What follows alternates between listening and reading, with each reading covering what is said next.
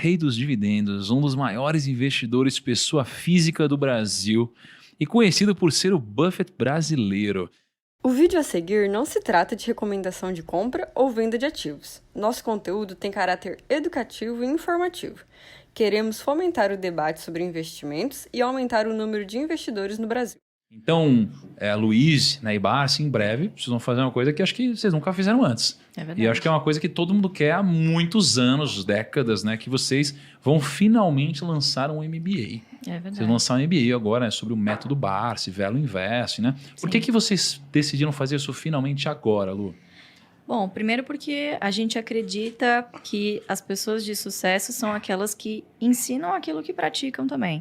Uhum. E a gente tem falado há algum tempo que o momento que a gente está vivendo agora é de uma bolsa extremamente descontada. Então, não há melhor momento para você finalmente aprender e mergulhar de cabeça, né? Começar com o pé direito aí na Bolsa de Valores, né? A gente já vinha observando há muito tempo que o Value Investing, na verdade, ele era tratado dentro da parte tradicional da educação, tanto na graduação quanto nos MBAs, como uma mera matéria acessória ali, em que você aprendia teoria das carteiras, portfólio, piriri-pororó, e ali, talvez, meia hora de aula dedicada aos dividendos. Que é o que efetivamente a gente acredita, né? Enfim, você usar os dividendos e usar as métricas dos dividendos, porque, afinal de contas, a empresa que paga dividendo é que gera fluxo de caixa. E aí que está o segredo, né? Entendi. Não é só o dividendo, é você encontrar as empresas também que pagam dividendos e estão descontadas e vão te dar esse retorno ao longo do tempo. Então, é o que a gente Legal. acredita, é como ele foi o vencedor. Ele foi professor lá atrás, Uhum. então eu acho que é um belo reencontro aí de legados. Ô, Barsi, deixa eu perguntar uma coisa. Você investe há quantos anos já? Bom, eu estou no mercado há 55 anos. 55 Mas anos. falar que eu invisto desde 1970, 71, foi quando eu vislumbrei que, através de um estudo profundo que eu fiz, na época nós tivemos um acontecimento bastante expressivo, né? Os fundos de previdência privada começaram a ter problemas sérios e foram progressivamente quebrando. Então, eu cheguei numa conclusão que os grandes fundos da época, né, de previdência privada, que eram o Pereira Barreto, que era o Providência, era o Montepio da Família Militar, o GBOX, né? Eu cheguei na conclusão que talvez a gente devesse olhar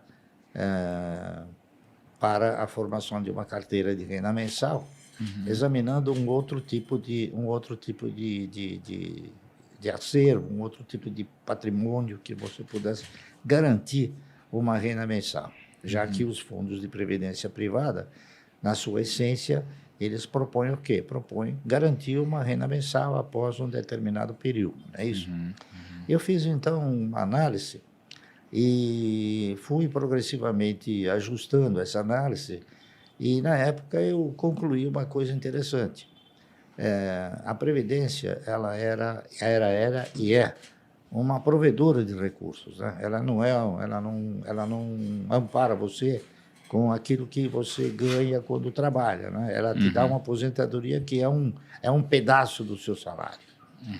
E eu analisei também o seguinte: o cidadão que parava de trabalhar na iniciativa pública, né, no setor público, ele não participava do mesmo processo. Ele parava de trabalhar e continuava recebendo um salário igual. Então, eu acabei concluindo que a Previdência, além de ostentar a condição de provedora, ela ostentava e ostenta ainda, né, a condição de empregadora. Então, eu me animei mais ainda a tentar buscar um caminho que não fosse esse da Previdência. Analisei inúmeros projetos, né, isso da época, e cheguei na conclusão que o mercado de valores reunia condições de poder me proporcionar uma carteira que me desse uma renda mensal capaz de eu viver dignamente. E foi o que eu fiz. Fiz algumas análises sobre alguns papéis e o primeiro papel, o papel que mais evidenciava na época, era a Anderson Clayton, que era uma empresa do setor de alimentos. Anderson Clayton. Anderson Cleito. Pagava um dividendo extraordinário, não é? Isso custava centavos, custava 50 centavos. E dava um dividendo superior a R$1. Então, Caraca, que isso? mas tinha muitos papéis assim, tá entendendo? Porque naquela ocasião, as empresas, elas não eram empresas sem valor nominal. Elas possuíam um valor nominal 1, tá entendendo? Então, ela pagava um dividendo de, vamos supor, de 10% sobre 1, representava 20% sobre meio, tá correto? Eu fiz o trabalho, esse trabalho se chamava Ação e Alimento, 2 bases de desenvolvimento. Mas, infelizmente, eu tive a oportunidade de conversar com o vice-presidente da empresa, eu fiz o trabalho, mostrei para ele, e ele me disse o seguinte: olha, Bárcio, o seu trabalho é magnífico, é inédito. Entretanto, ele não vai durar 30 anos. Eu falei, poxa, não, por quê? É uma empresa sadia, uma empresa forte, uma empresa boa, está no setor vibrante, né, que é o setor de alimentos. Ela fazia o amendoim Claybon, fazia o óleo Claybon também. Ele falou, sabe o que acontece? Acontece que a Anderson Cleito, você sabe quem são os controladores, os principais acionistas? Eu falei, não. São 2 velhinhas que têm mais de 90 anos. Então, eu não sei quanto tempo elas vão resistir o assédio para que a Anderson Cleito seja disponibilizada, seja vendida. E realmente, durou aí uns 10, 12 anos, a Anderson Cleito foi vendida. Quem comprou foi a indústria Gessi Lever. Não era Gessi Lever, era Lever só. Unilever, tá certo. Aí eu fui para o próximo papel, né, que reunia a condição de fazer esse trabalho. Esse próximo papel era de uma empresa chamada Centrais Elétricas de São Paulo, CESP. Inclusive, analisei o estatuto dela, ela pagava um dividendo mínimo prioritário e obrigatório de 10%. Então, 10% sobre 1 também representava os 20% sobre meio, não é isso?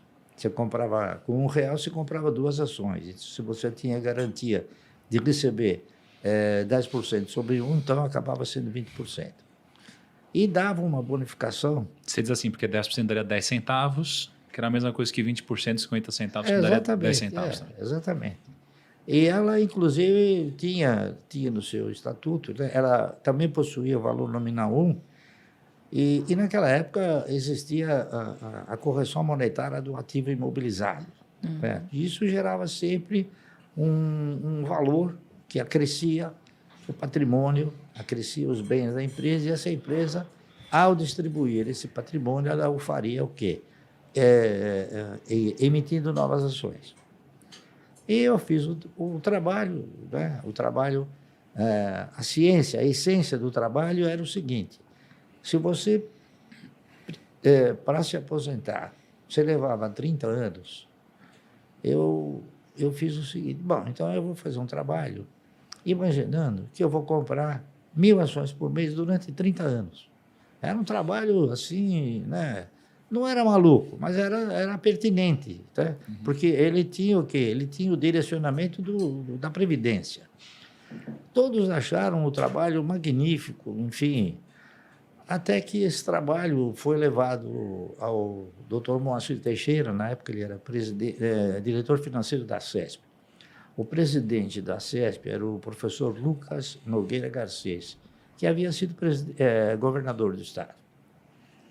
Eles leram o trabalho e, de imediato, me convocaram, eu fui lá e chegaram para mim e falaram: Bárcio, nós vamos comprar esse trabalho. Eu falei, mas sabe, doutor, eu não fiz o trabalho para vender, eu fiz o trabalho para mostrar que existe a possibilidade, né, de, através de um processo de compra permanente, não é, sistemático, você elaborando metas, enfim, o camarada tem condições de reunir um portfólio capaz de gerar uma renda mensal. Ele, não, eu insisti, eu vou comprar. Eu falei, me diga uma coisa. O senhor pretende comprar isso aqui para quê? Ele falou, porque eu vou editar. Eu peguei o trabalho e falei, tá, não precisa me pagar nada. Tá entendendo? Pô, o camarada ficou assim, puxa vida, então eu vou fazer o seguinte, eu vou fazer o trabalho, eu vou editar o trabalho e vou botar o seu nome. E foi o que ele fez. E foi um trabalho que teve uma repercussão boa na época, né? Só que todo o trabalho que você faz no mercado de valores, ele perde consistência, não é isso?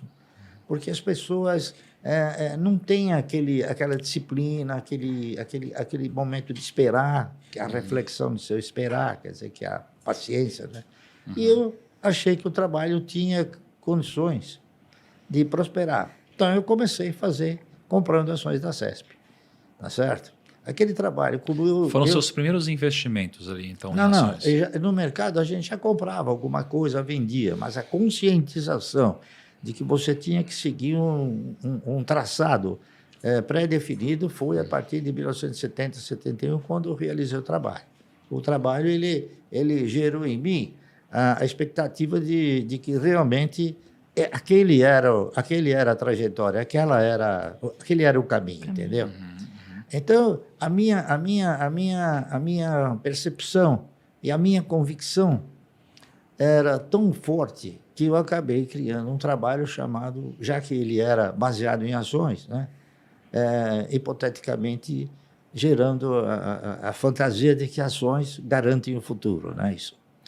Então, eu digo o seguinte, se eu tivesse que reeditar um trabalho como esse, com a experiência que eu tenho e com a dimensão que isso aconteceu, eu acrescentaria um O no Ações Garante Futuro. Então, ficaria Ações Garante um Ótimo Futuro. Entendi, daí que veio, né? O AGF.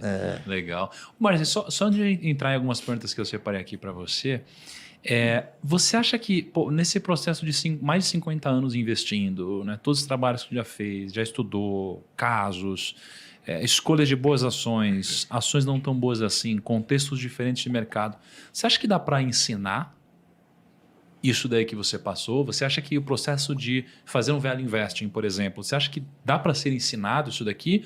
Ou você acha que não? Isso daqui só pode ser aprendido através da vivência? Não, dá para você ensinar. E eu tenho assim, inúmeros amigos, né, que acabaram se tornando clientes, que também processam a mesma filosofia que eu. E hoje estão também alimentados por uma carteira de renda mensal muito boa. Né? Legal. Muito boa. É uma pena que, progressivamente, nós fomos tendo assim, a capacidade de revelar mais isso. Porque antes era só pelo telefone, não é isso? A pessoa acabava sendo convencida pela gente, via que havia um processo, não é isso? Legal. Havia uma trajetória, enfim. Só que Você agora, escrevia no jornal também, os né? meios de comunicação agora são mais agressivos, né? São mais pertinentes, são mais consistentes. Então, a sensação que eu tenho é que talvez a gente possa ter a felicidade de transformar essa nossa participação assim pequena numa participação mais ampla, tá certo? É isso aí, muito obrigado pelo episódio de hoje, um grande abraço, até o próximo e tchau! Muito obrigado por assistir até aqui. Estes são alguns vídeos que vão potencializar seus investimentos.